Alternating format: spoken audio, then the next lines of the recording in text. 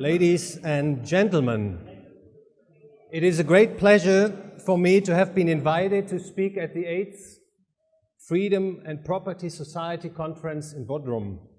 I would like to thank Professor Hans-Hermann Hoppe and his wife, Gülcan Hoppe, for the invitation and the warm and most generous hospitality.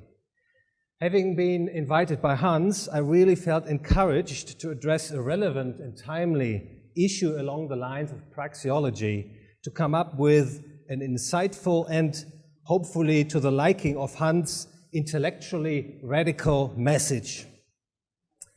Please let me start by reminding us of the title of my talk. It is Organized Crime and the Progression Towards a World Fiat Currency. Now, what does organized crime mean, you may ask? Well, the American Federal Bureau of Investigation, FBI, provides the following definition, quote, "The FBI defines organized crime as any group having some manner of a formalized structure and whose primary objective is to obtain money through illegal activities. Such groups maintain their position through the use of actual or threatened violence, corrupt public officials, graft or extortion, and generally have a significant impact on the people in their locales, region, or the country as a whole," quote ends. The mafia is often referred to as an example par excellence of organized crime. However, there's a much better example, as the FBI's definition reveals, and that is the state. And as you know, the state has a formalized structure. It obtains money through illegal activities. It maintains its position through the use of actual or threatened violence. And there's corrupt public officials, graft, and the whole thing has, of course, a significant impact on the people in the country as a whole. And so the libertarian theorist Albert J. Nock said the following, quote, "The state claims and exercises the monopoly of crime, and further, it forbids private murder, but itself organizes murder on a colossal scale. It punishes private theft, but itself lays unscrupulous hands on anything it wants, whether the property of citizens or alien." From a more theoretical point of view, let us take a look at the definition of the state as provided by Murray Rothbard. He said, quote, "The state may be defined as that organization which possesses either or both, in actual fact almost always both, of the following characteristics. A, it acquires its revenue by physical coercion, taxation. And B, it achieves a compulsory monopoly of force of ultimate decision-making power over a given territorial area," quote ends. The first element of Rothbard's definition, namely the power to tax, constitutes and establishes theft on a grand scale. And the second element, namely the compulsory monopoly of ultimate decision-making, prohibits free competition of agencies offering law and order services within a given territorial area. Identifying the state as a form of organized crime might provoke quite some disbelief, to put it mildly, among many. As a result, some explanatory remarks might be in order. The generally prevailing view that the state is good and indispensable stems from a Thomistic view from Aristotle and Plato, who concluded that the state is the moral agency for mankind. For instance, it is often argued that the state is necessary for establishing property and property rights in the first place, and that this is what makes the state indispensable. Upon closer inspection, however, such reasoning is unconvincing.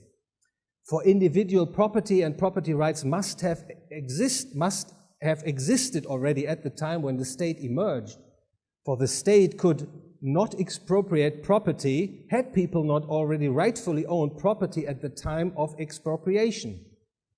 In fact, it is this insight that reveals the criminal origin of the state. The state, defined as a territorial monopolist of ultimate decision-making, has and must have emerged through aggression, not through man's voluntary action. Some may oppose such a conclusion, arguing that the state has been established by a social contract.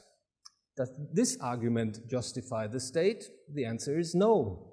We all know from personal experience that there is no such a thing as a social contract, that there has never been such a social contract, as pointed out on many occasions, in particular by Hans Hermann Hoppe. By the way, I maintain that no one who is in the possession of all his senses would sign such a social contract voluntarily, a contract that renders him once and for all a servant to the state, to an institution that we defined as organized crime.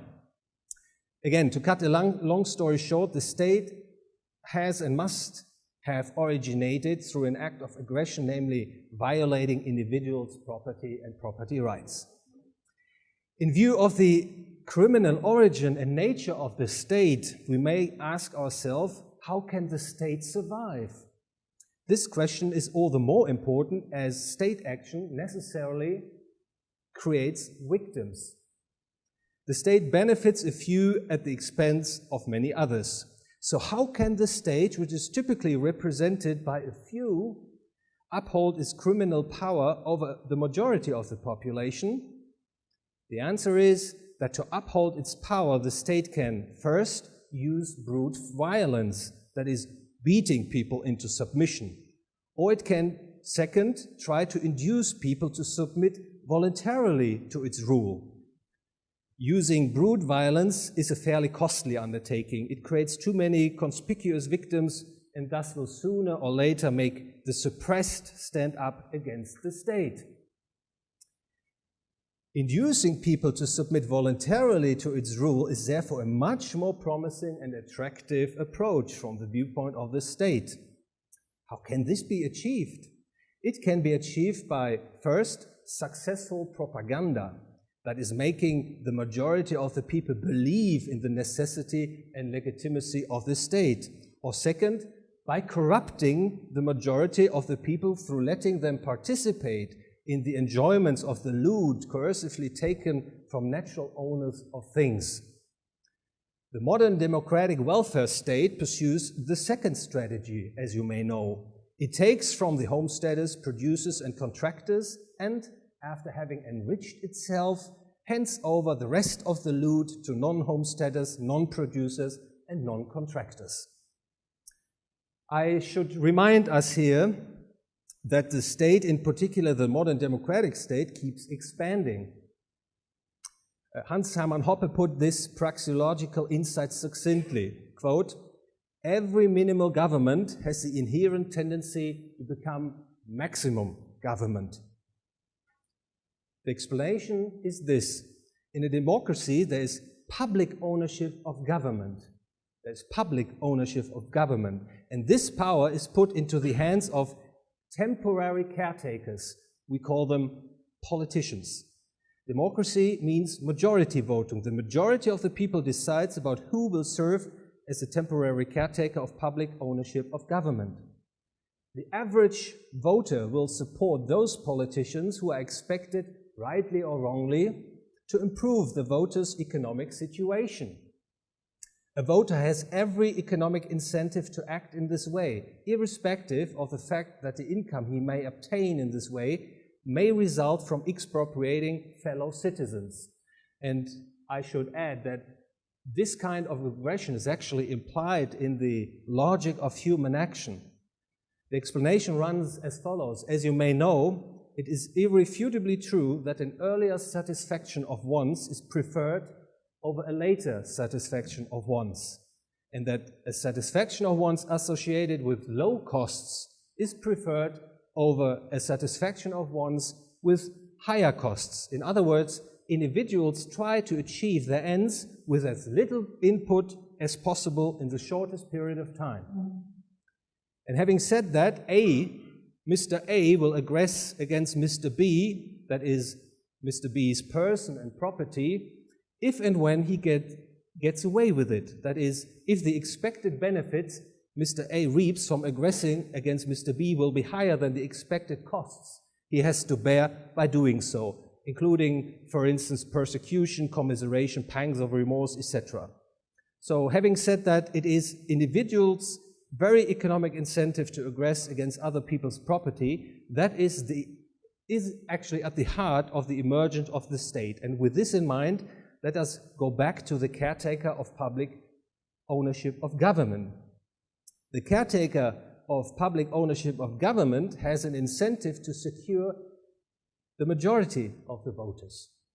He will therefore favor policies of expropriating the typically few high-income producers to the benefit of the typically large group of less productive or even non-productive people. So the important insight here is the following: the state will expand, and it will over an ever greater number of the population. For more and more people, the state will become the essential source of income through transfer payments, profits, job opportunities, and other privileges. And this insight brings us to the following question: how can the state finance its rather costly expansion? The answer is by getting full control over money production.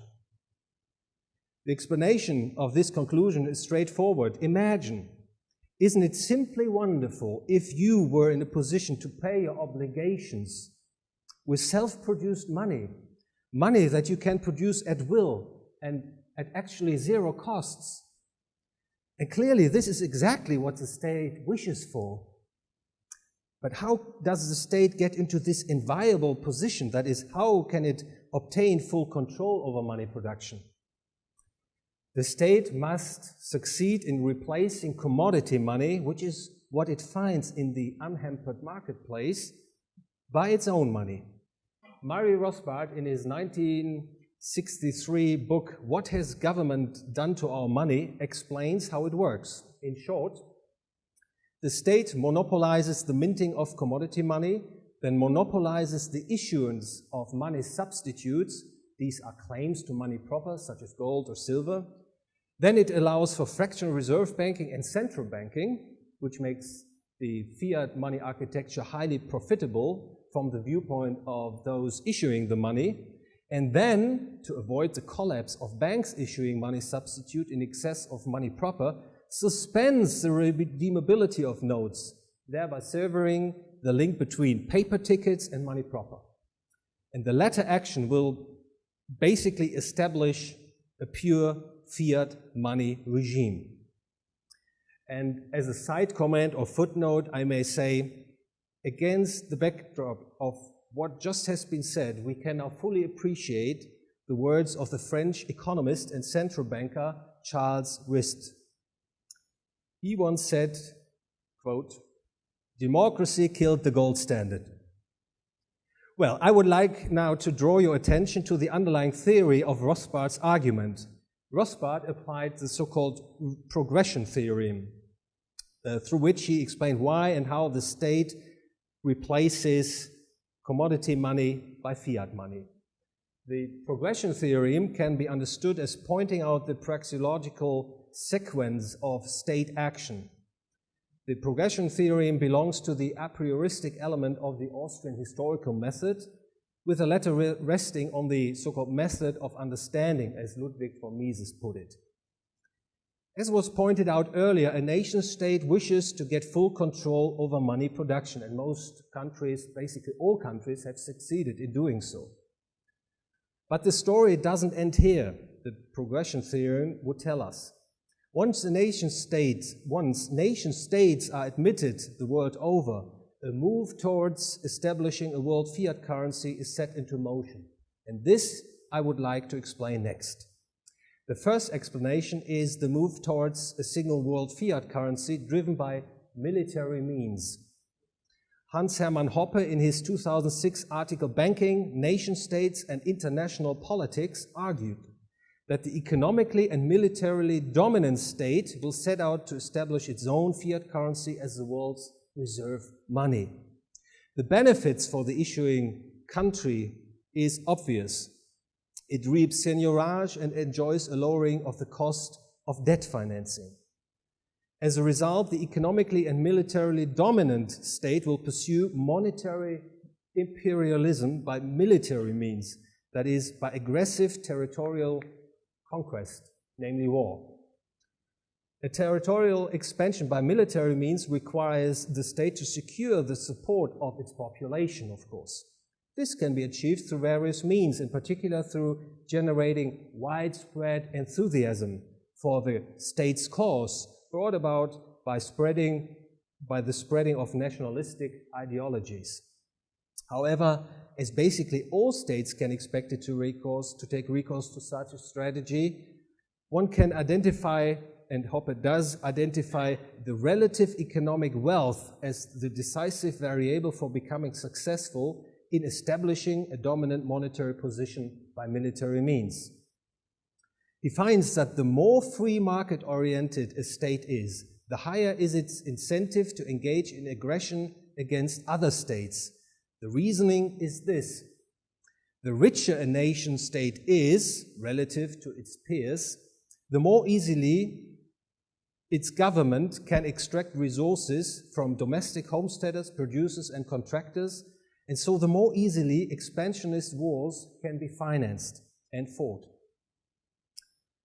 I will now argue that, praxeologically speaking, states can also push towards setting up a world fiat currency by non-military means. And the key issue here is the proliferation of social democratic socialism. By social democratic socialism, I mean a societal order characterized by private ownership, but with no owner of the means of production enjoying full and unhampered control over his property.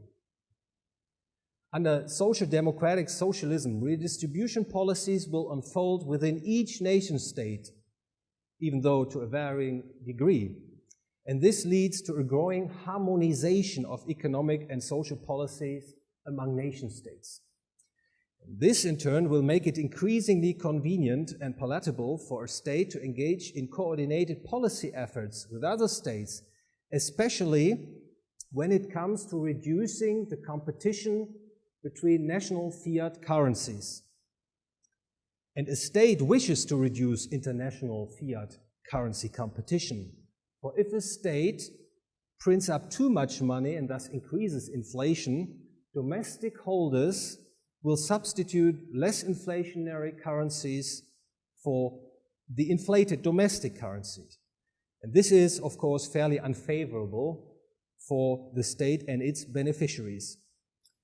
In addition, under a fiat money regime, the state and banks in particular will keep accumulating ever greater amounts of debt, making the economic system increasingly vulnerable to and dependent on monetary developments in other fiat currency areas.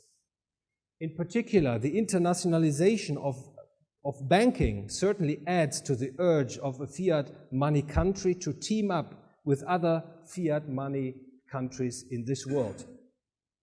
How can interstate fiat currency competition be reduced?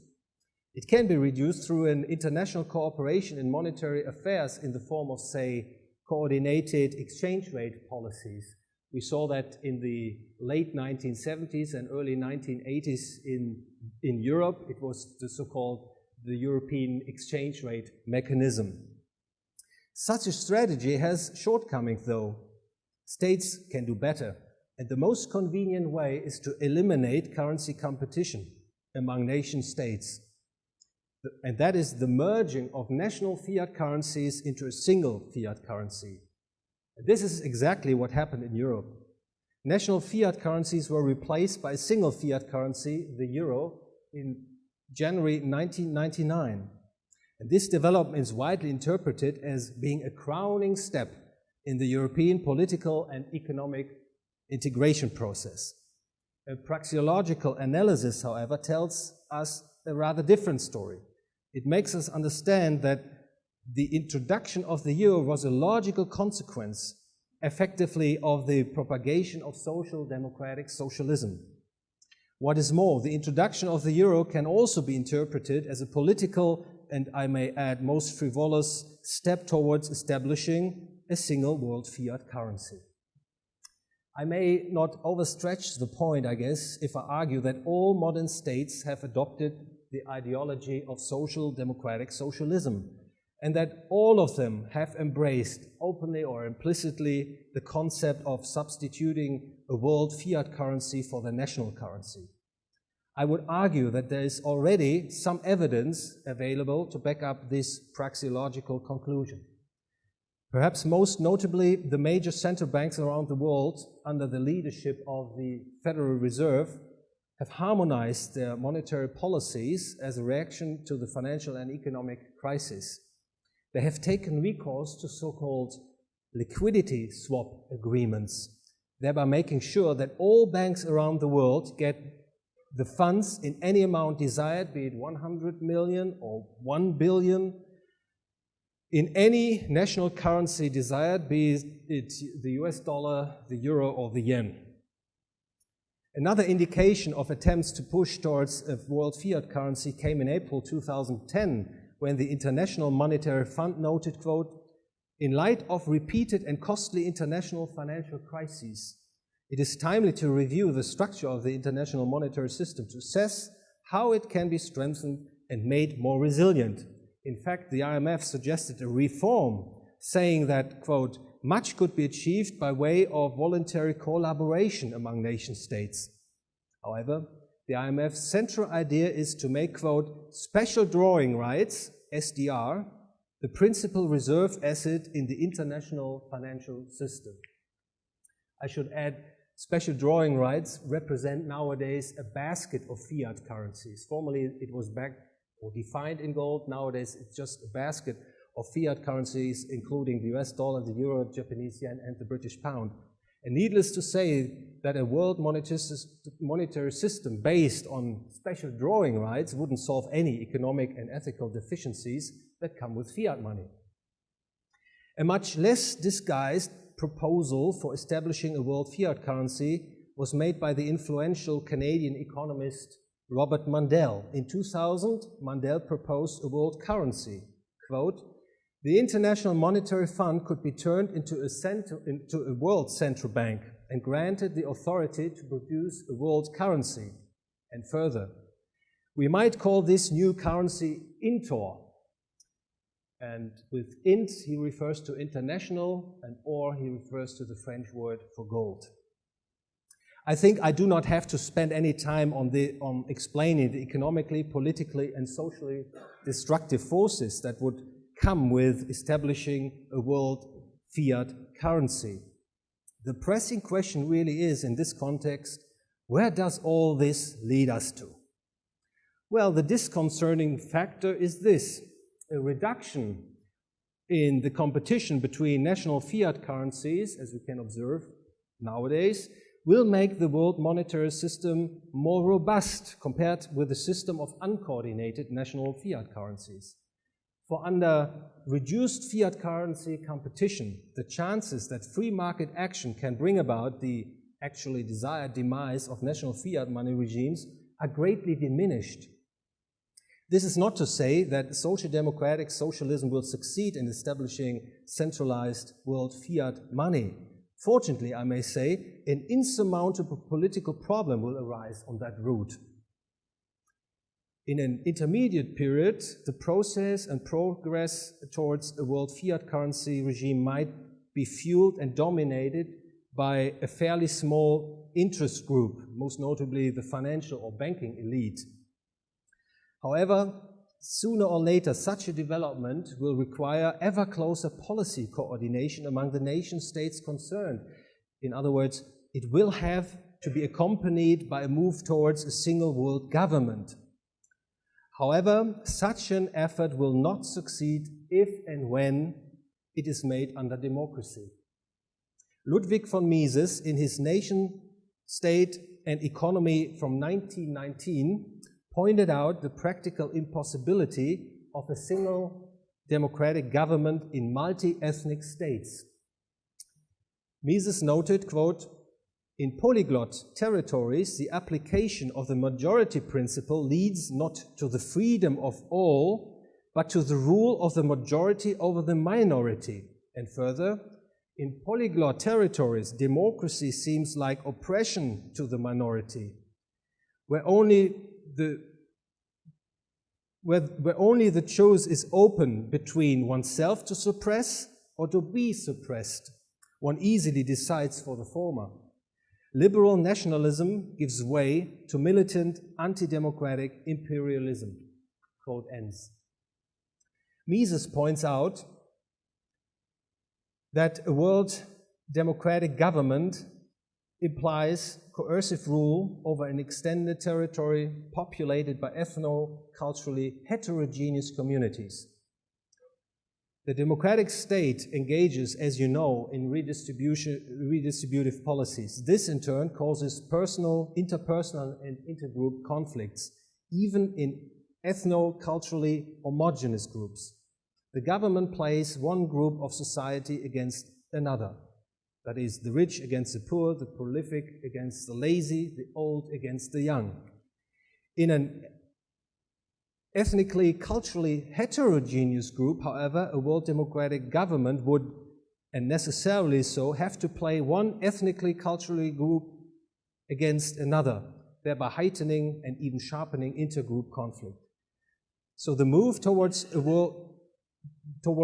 democratic world government, a political initiative necessarily accompanying the drive towards establishing a world fiat currency, is predictably leading to economic, political, and social misery on the grander scale. And as long as there is ethno-cultural diversity among the people in this world, the push towards a single world democratic government accompanied by a single world fiat currency will simply break down at some point. Ladies and gentlemen, my talk was about organized crime and the progression towards a single world currency. I hope it has become clear that the state is the presumably best developed form of organized crime, and that the state, either by military means or by non-military means, will systematically work towards a single world fiat currency, which of course would bring unseen tyranny and despotism to this world. The path towards a world fiat currency, as I try to point out, is already underway, even though it might be overlooked by many people. For this insight comes to us only through a praxeological analysis. And it was Ludwig von Mises who provided us with praxeology, the logic of human action. I would therefore like to conclude my talk by quoting Mises from his 1922 book, Socialism. Quote, "It is not true that the masses are vehemently asking for socialism and that there is no means to resist them. The masses favor socialism because they trust the socialist propaganda of the intellectuals. The intellectual leaders of the people have produced and propagated the fallacies which are on the point of destroying liberty and Western civilization. What is needed to stop the trend towards socialism and despotism is common sense and moral courage," quote ends. In view of Mises' words, I really hope I could make a positive contribution with my talk, as all the other speakers have done and certainly will do in the future at the Freedom and Property Society conference. Thank you very much for your attention.